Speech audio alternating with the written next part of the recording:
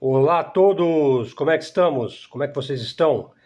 Aqui eu novamente, Helder de Araújo, canal Luz no Fim do Túnel, hoje 8 de julho de 2024, é uma segunda-feira, estamos em Santos, litoral paulista, dia chuvoso, aí pancadas leves de chuva, por volta de 17 graus por aqui. A EIR é uma revista que era uma das revistas preferidas do finado Dr. Enéas Carneiro, um dos homens mais inteligentes e raros que apareceu na política brasileira há alguns anos. Veja, se não fosse tão perigosa, a atual crise é quase cômica.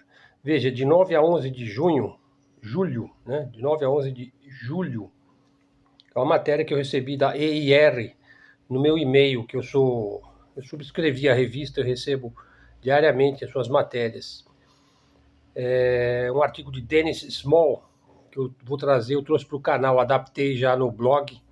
Veja, de 9 a 11 de julho, a OTAN realizará uma cimeira, eles adoram essa coisa de cimeira, né? Desta vez vai ser em Washington, District of Columbia, capital dos Estados Unidos da América, para coordenar a próxima escalada da sua campanha para exterminar a Rússia da face da Terra, sob o pretexto de que ela invadiu a Ucrânia, etc, etc, né?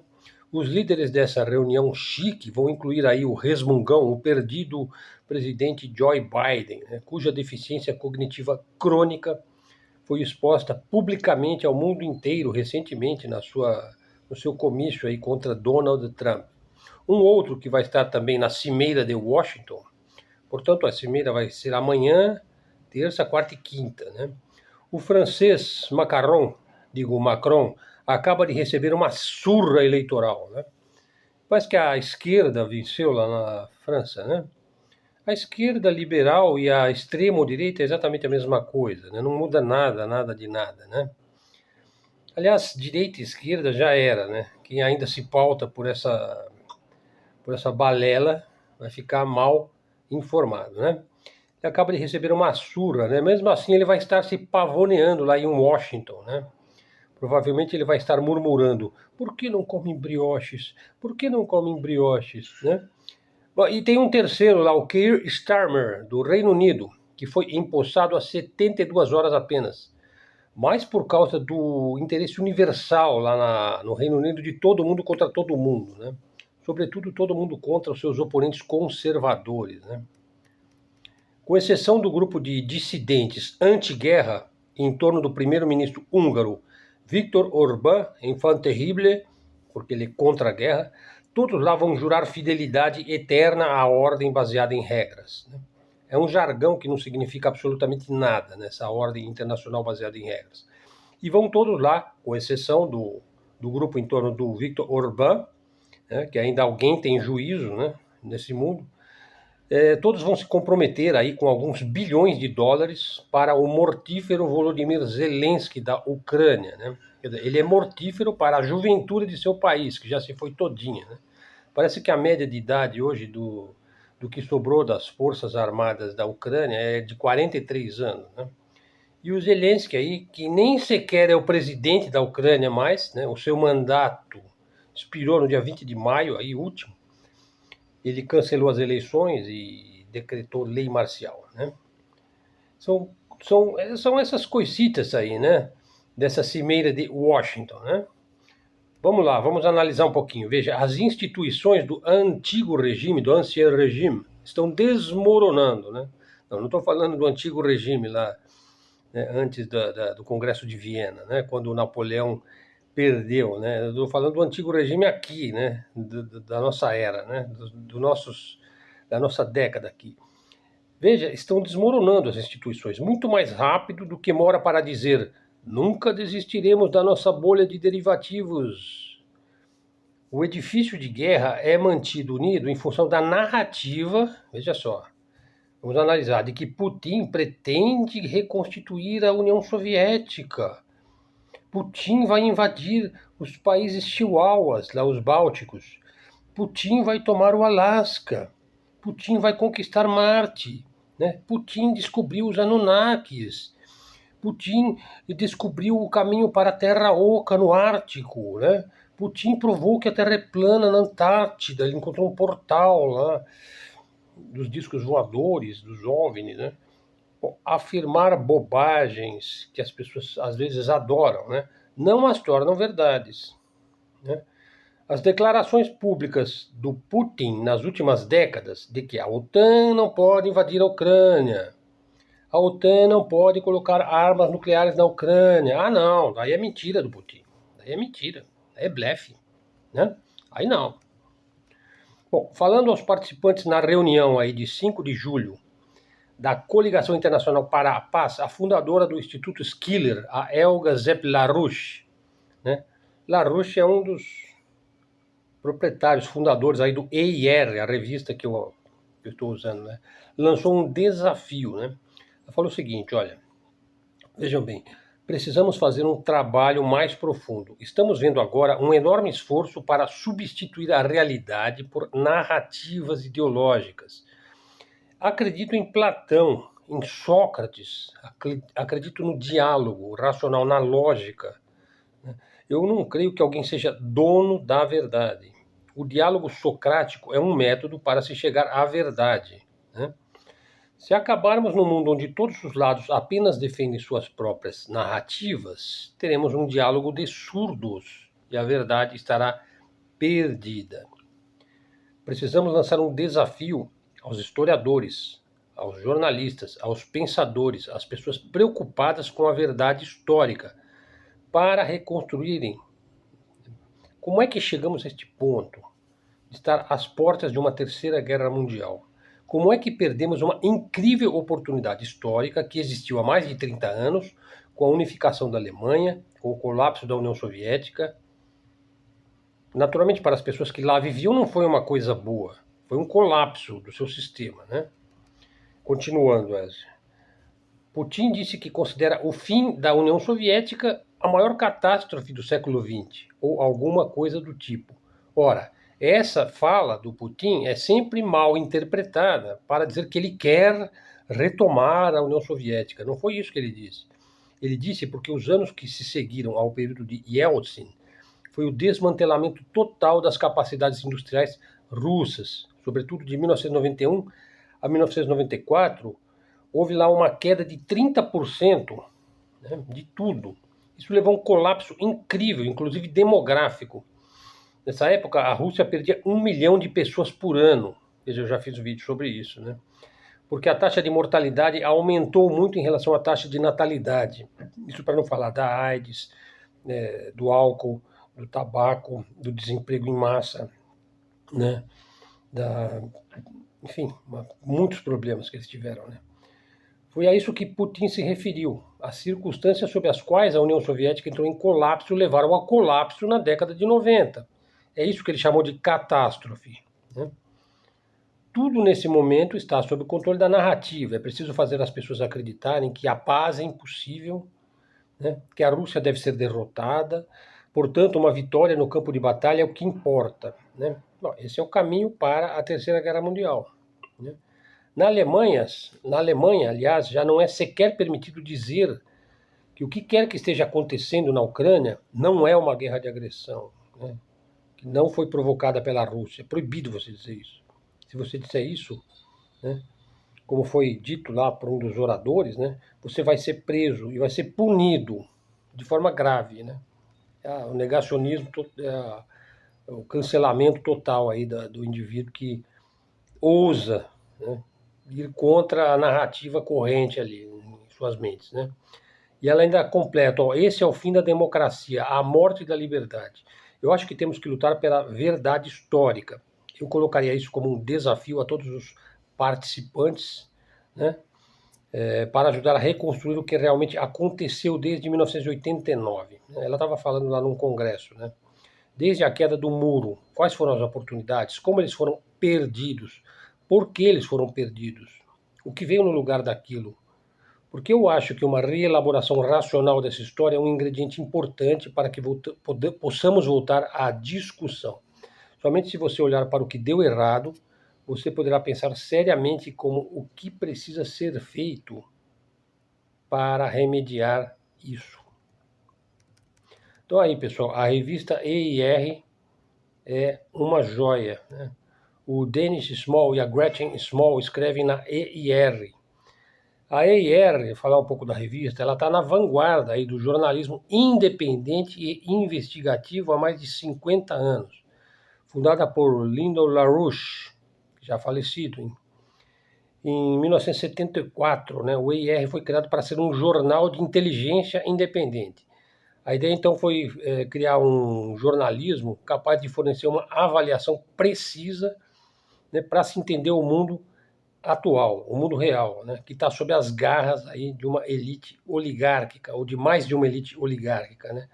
O LaRouche insistiu que notícias não são algo que você consome à toa, só para se distrair, né, como entretenimento. Notícias são algo real, é um serviço à inteligência, né, é alta informação que nos traz um conhecimento real, uma maior percepção, uma melhor capacidade de avaliação, para que possamos agir minimamente, que seja no processo político, porque para nós só restou algumas escolhas políticas, né, eleitorais. Aliás, a nossa proposta do nosso canal é exatamente usar a inteligência para ficar melhor informado, né?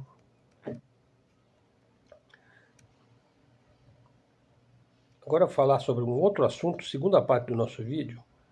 O vídeo aí que também chegou aos nossos olhos, aí, os segredos do Vaticano, né? Que está aí no YouTube, né?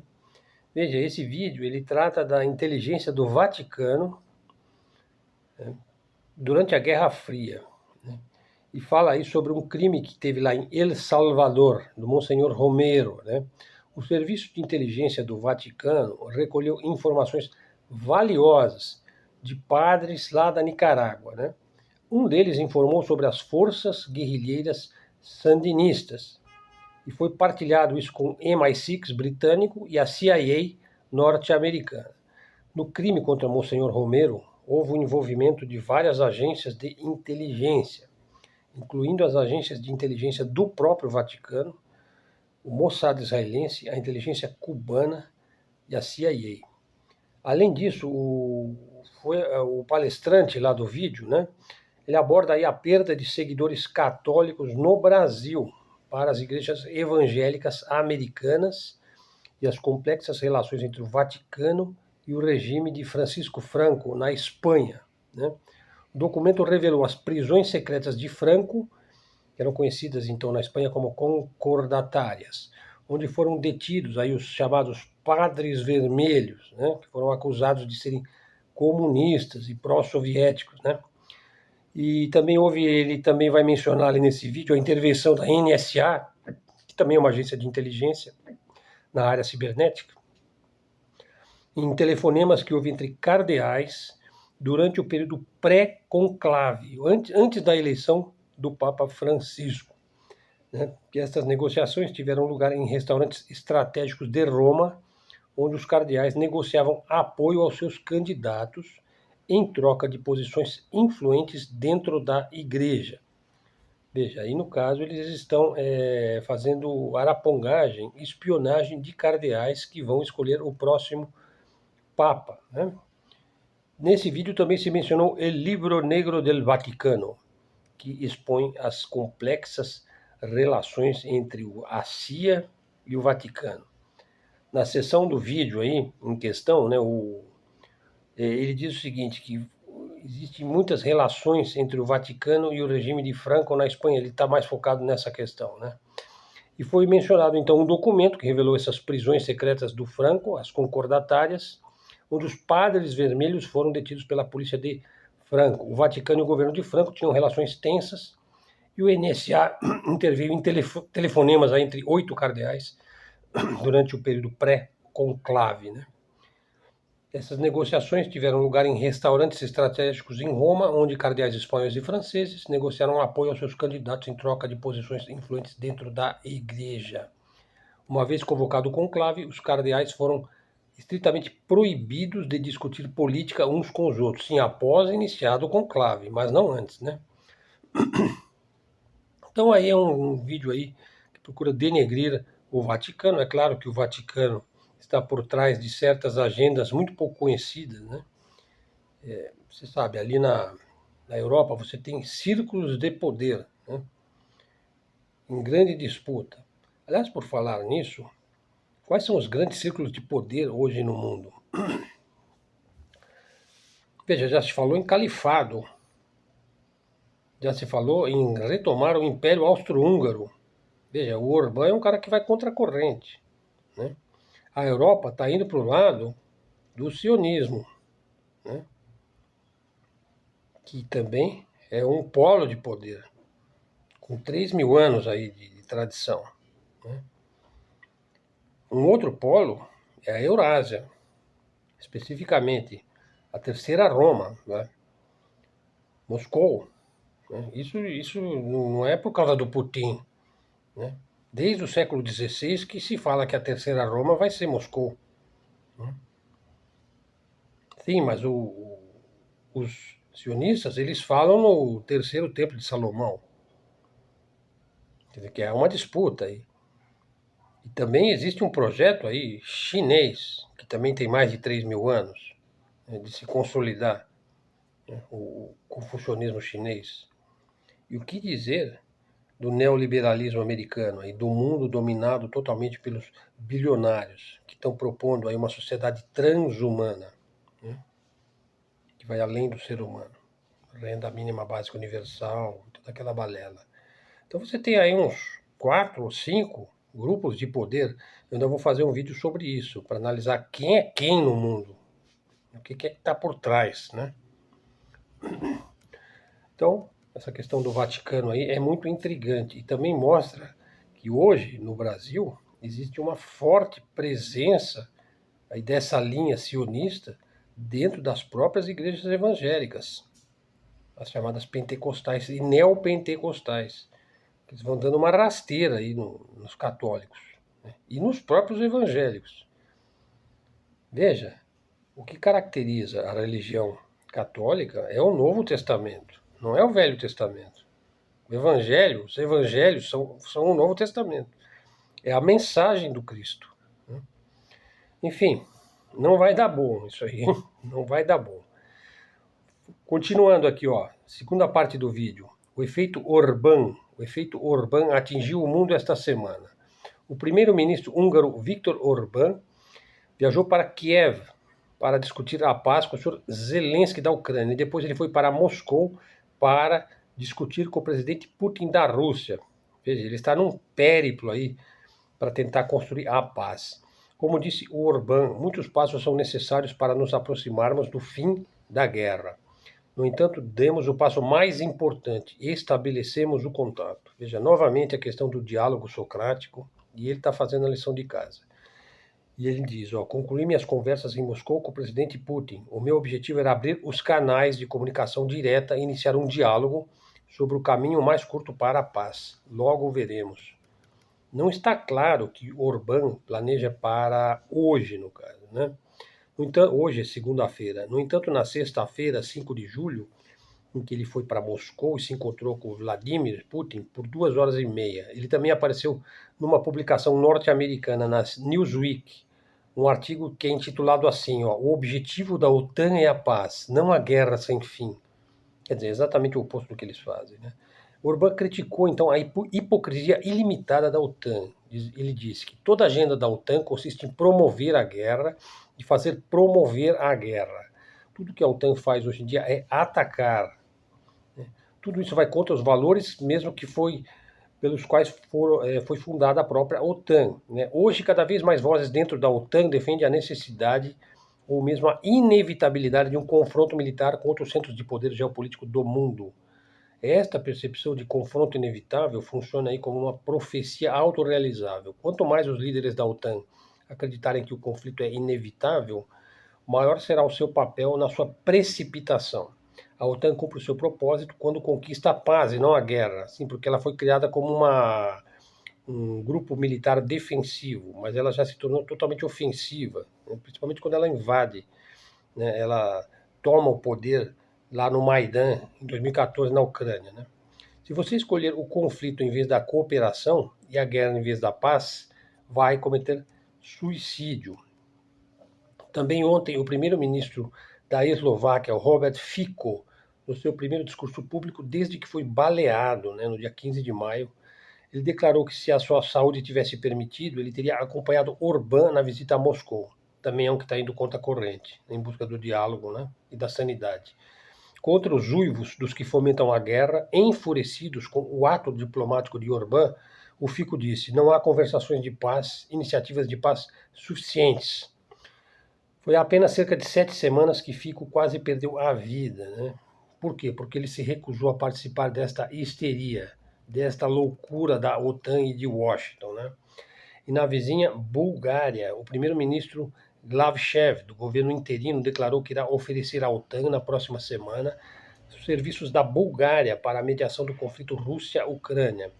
No 4 de julho, retornando da reunião do Conselho de Chefes de Estado da SCO, que é a Organização de Cooperação de Xangai, em Astana, capital lá do Cazaquistão, o presidente da Turquia, o Erdogan, que mediou negociações bem-sucedidas entre a Rússia e a Ucrânia em 2022, que já estava na mesa do Zelensky, até que o Boris Johnson da Grã-Bretanha desceu a Kiev para destruir o acordo de paz que já estava costurado. O Erdogan, então, assumiu um compromisso e no sentido de renovar a diplomacia. Aí ele diz, essa batalha não beneficia nem a Rússia nem a Ucrânia. Os únicos vencedores da guerra são os mercadores de sangue e de morte, ou seja, a OTAN e os Estados Unidos. Quero acreditar que as tensões podem agora ser reduzidas e que o terreno para a paz pode ser construído. Estamos prontos para fazer a nossa parte, como fizemos até hoje, para criar e proteger esse terreno. Então, o efeito Orbán, num certo nível, é uma voz aí que está afirmando o óbvio. O derramamento de sangue, o confronto termonuclear só pode ter fim pela sanidade, pela diplomacia, pelo diálogo, que é o que mais tem faltado no Ocidente hoje. O próprio Orbán começou a semana com a Hungria assumindo a presidência rotativa de 6 meses do Conselho da União Europeia, assumindo uma posição, há que se dizer, mais cerimonial do que propriamente oficial. Os 3 líderes citados aí, o Orbán, o Erdogan e o Glavchev, são da Europa Central. Eles não são da Alemanha, da França e da Itália. Embora o próprio Orbán possa ser mais maduro, deliberado e culto do que, por exemplo, o Donald Trump, ele tem algumas fraquezas. Potencial de ficar preso aí, por exemplo, quando ele defende Israel. Quer dizer, a mesma coisa que fez lá o Robert Kennedy Jr., que tinha tudo para poder ser o próximo presidente dos Estados Unidos. Ele vem de uma família de políticos. No entanto, ele defendeu aquela coisa louca lá que Israel vem fazendo lá no Oriente Médio, e perdeu muitos eleitores aí. Mesmo erro aí caiu o Orbán. Ou então culpar aí os imigrantes, por todos os problemas que existem na Hungria. Porém, em terra de cego, quem tem um olho é rei. Nessa semana, os caolhos podem ter revelado alguns olhos sobre o quão antinatural e perigoso tem sido o recente período de antidiplomacia do Ocidente. Então você vê, o indivíduo está tomando o rumo certo, ninguém é perfeito, as pessoas têm seus defeitos, mas, no entanto, ele está tomando o rumo, está tomando a linha, está tomando o caminho da sanidade. Essa sanidade só pode vir através de diálogo, do diálogo, inclusive falamos aqui do diálogo socrático, que é o verdadeiro diálogo, onde você ouve, você presta atenção, você considera o que a outra pessoa está dizendo. Porque se você desconsidera, como sistematicamente o Ocidente fez, por exemplo, com as falas sinceras lá do Vladimir Putin, por quê? Porque já tinham planejado, nos meandros aí dos deep states da vida, essa terceira guerra mundial. E, ao mesmo tempo, os Estados Unidos é quem mais promove a OTAN, quem mais promove a guerra da Ucrânia, quem mais promove a guerra de Israel lá na Palestina, e ao mesmo tempo eles vêm perdendo posições de uma maneira quase que sistemática. Eles sempre consideram que eles sempre poderão repor os seus 40 trilhões de dólares que eles têm em dívida pública e dívida externa. Eles sempre poderão crer que eles poderão imprimir infinitamente o dólar e o americano médio poderá ter o 15º cartão de crédito e continuar endividado com seus bancos, até quando eles vão segurar essa onda. Pessoal, nosso vídeo vai ficar por aqui, ficou com 25 minutos, convido-os a assistir o vídeo de ontem sobre o Brasil, se o Brasil é Ocidente ou se o Brasil não é Ocidente. É um vídeo que eu considero um dos mais importantes do nosso canal. Também o vídeo que fala sobre os Estados Soviéticos da América é de uma grande importância para verificar, para ter um termômetro aí, para verificar para onde está indo o irmão poderoso aí do norte, né? O Brasil vai ter que se posicionar cedo ou tarde, uma vez que nós estamos aqui no limbo da América Latina, como se estivéssemos alheios a todos esses movimentos que vão movimentando o mundo que nós vivemos. Muito bem, então hoje praticamente eu tive como fonte aí a EIR, essa fantástica revista aí criada pelo Larouche. Eu ainda vou falar mais sobre o Larouche e também sobre um dos livros mais interessantes, né, que eles também promoveram e que foi uma das obras citadas pelo Enéas Carneiro, né, quando ele estava na ativa, né, dando entrevistas aí e eletrizando o mundo político brasileiro. Bom, acho que vamos ficando por aqui. Obrigado a todos aí. Continuem prestigiando o nosso canal. O canal está crescendo naturalmente. Traga um seguidor para o canal. Dá um like aí no sininho, faz um comentário. Os comentários estão excelentes. Aliás, eu aprendo bastante com os comentários. Ainda não fazemos na forma de live, porque eu preciso aí de ter um certo escopo, né, em termos de seguidores, para podermos fazer na forma de live. Então, por enquanto, ainda vai ficar no sentido explanativo, explicativo, mais como uma espécie de uma aula, mas com um cunho mais jornalístico, né, e mais reflexivo. O canal de livre expressão, livre comunicação, é canal de mídia alternativa, de mídia independente. O Luz no Fim do Túnel está tendo uma boa repercussão aí no YouTube e na internet, também na forma de áudio, no podcast Luz no Fim do Túnel. Nos últimos vídeos eu estou colocando uma figurinha aí, né, um desenho aí, para você não ficar cansado aí da minha imagem, né? Então estou pondo aí thumb, né?